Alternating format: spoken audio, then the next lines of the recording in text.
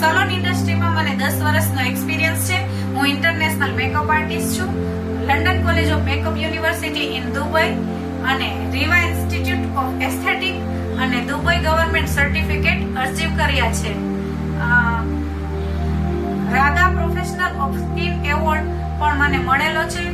ગુજરાત ટોપ 12 અને સમગ્ર અમદાવાદમાંથી મારી પસંદગી થઈ છે, જેનો મને ખૂબ જ ગર્વ છે.